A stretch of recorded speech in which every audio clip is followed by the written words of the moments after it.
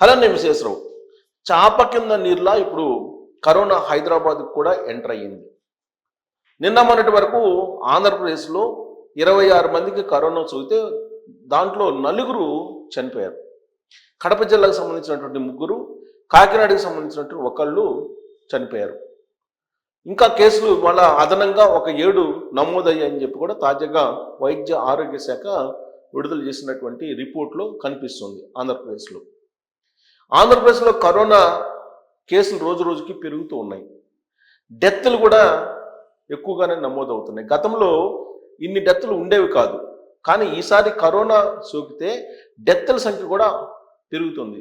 దానికి కారణం ఏంటి అనేది వైద్యులు చెప్తుంది ఏంటంటే కిడ్నీ ప్రాబ్లమ్స్, షుగరు, బీపీ ఇవి ఉన్నటువంటి వాళ్ళకి కరోనా సోకితే చనిపోవడానికి అవకాశం ఉంది అనేది చెప్తున్నారు. ఇప్పుడు చనిపోయినటువంటి 4 కూడా ఇలాంటి కిడ్నీ, షుగర్, బీపీ లాంటి వ్యాధులతో బాధపడుతున్నటువంటి వాళ్ళే. కాబట్టి అలాంటి వాళ్ళకి సోకితే ప్రాణాపాయం ఉండే అవకాశం ఉందని చెప్పి చెప్తూ ఉన్నారు. ఇది సూపర్ బగ్ రూపంలో హైదరాబాద్లోకి ఎంటర్ అయిందని చెప్పి ఇప్పుడు తాజాగా వైద్య వర్గాల్లో చర్చ జరుగుతుంది. అయితే ఇప్పటికీ ఎక్కడా కూడా ధృవీకరించలేదు. కానీ సూపర్ బగ్ రూపంలో కరోనా హైదరాబాద్లోకి ఎంటర్ అయిందని చెప్పి సిసిఎంబి లాంటి సంస్థలు అనుమానిస్తున్నాయి. ఎందుకనంటే హైదరాబాద్లో వ్యర్థాలు ఎక్కువ ఉంటాయి.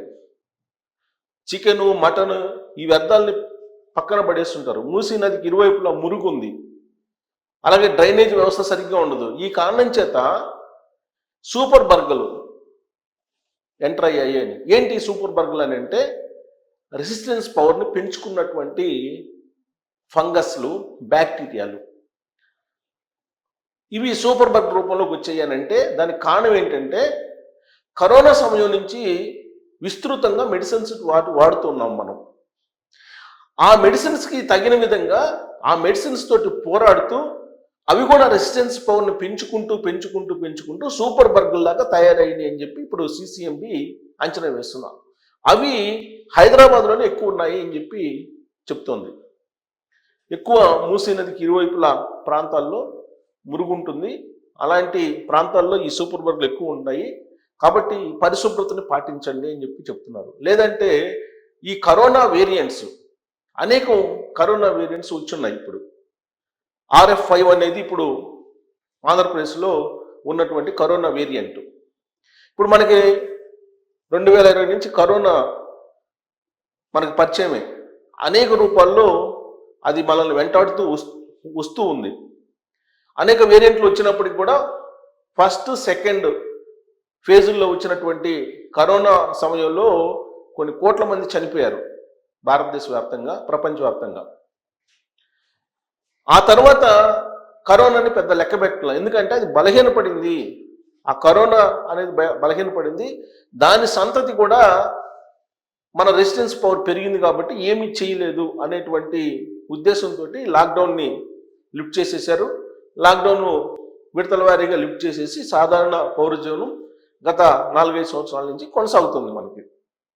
అయితే ఎప్పటికప్పుడు కరోనా వేరియంట్ రావటం, ఆ కరోనా వేరియంట్లో కొన్ని బలమైనటువంటి వైరస్లు రావటం, సీజనల్గా కొంత వాటి యొక్క ఉనికిని చాటుకోవటం, ఇవన్నీ కూడా కొంత అప్పుడప్పుడు ఆందోళన కలిగిస్తున్నాయి. ఎప్పటికప్పుడే లాక్డౌన్ పెడతారేమో అనేటువంటి ఒక ప్రచారం సోషల్ మీడియాలో బయలుదేరుతుంది ఈ వేరియంట్లు కనిపించినప్పుడు ప్రతిసారి కూడా.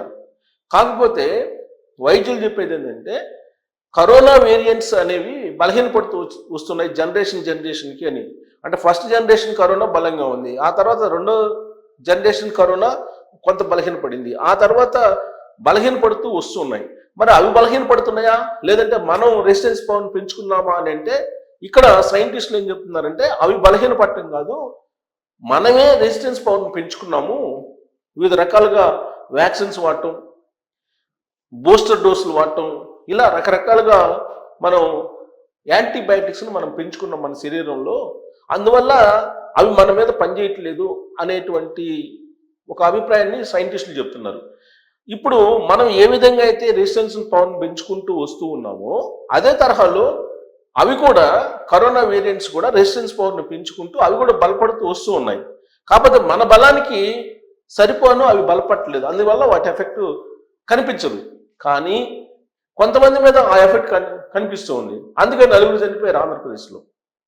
దానికి కారణం ఏంటంటే అవి బలపడుతూ వస్తూ ఉన్నాయి. దానికి తగినటువంటి రెసిస్టెన్స్ పవరు మన దగ్గర లేకపోతే కనుక ఇమీడియట్గా అటాక్ అవుతాయి.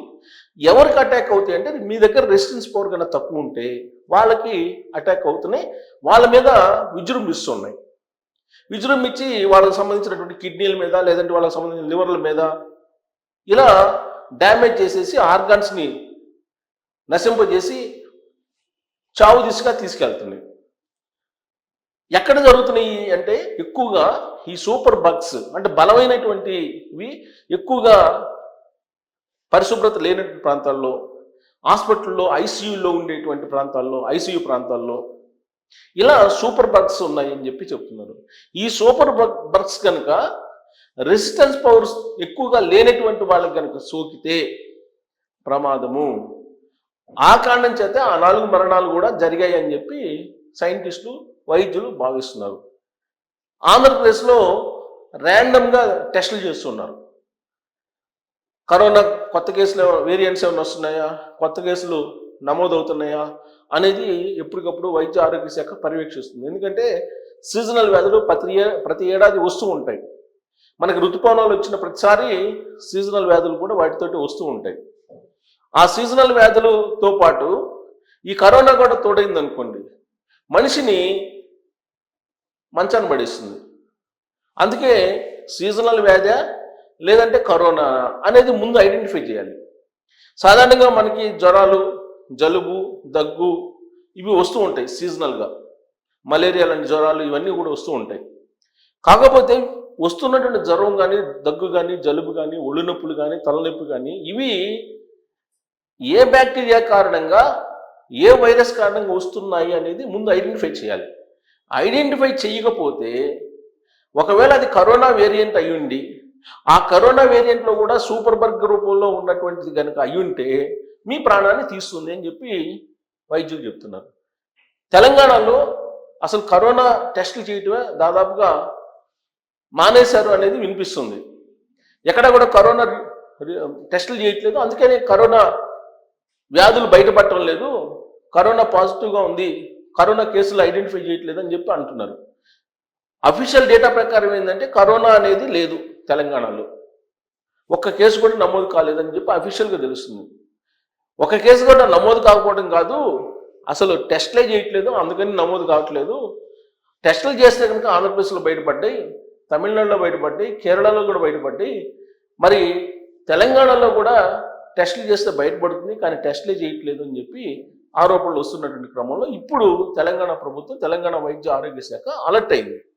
ఎందుకు ఆంధ్రప్రదేశ్లో దూసుకొస్తుంది కరోనా, ఆంధ్రప్రదేశ్లో వచ్చింది అంటే ఖచ్చితంగా తెలంగాణలో కూడా ఎంటర్ అయ్యే అవకాశం ఉంది, అది కూడా సూపర్ బగ్ రూపంలో ఎంటర్ అవుతుందని చెప్పి వైద్యులు, ఆరోగ్య శాఖకు సంబంధించినటువంటి నిపుణులు భావిస్తున్నారు. అందుకే ఇప్పుడు తెలంగాణ ప్రభుత్వం అలర్ట్ అయింది.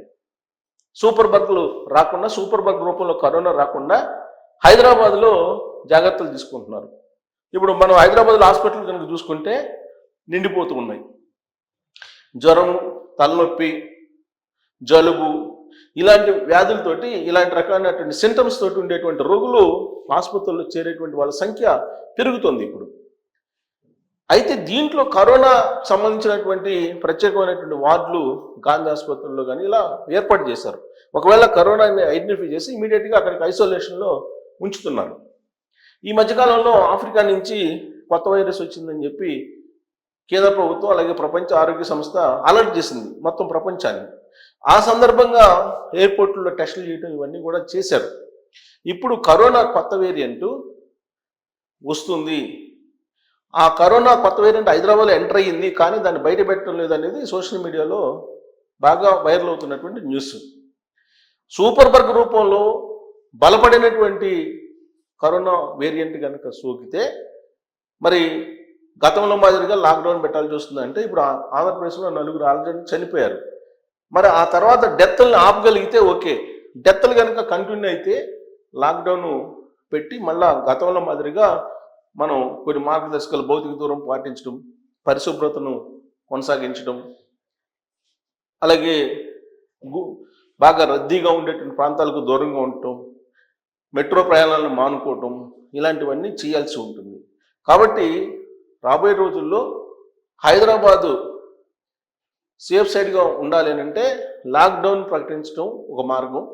లేదంటే సూపర్ బగ్ కనుక వచ్చి అటాక్ అయిందంటే, అది కనుక విస్తృతంగా వ్యాపించిందంటే మళ్ళా కరోనా తరహా భయానక పరిస్థితులను మనం చూడాల్సి వస్తుందని చెప్పి కొంతమంది భావిస్తూ ఉన్నారు.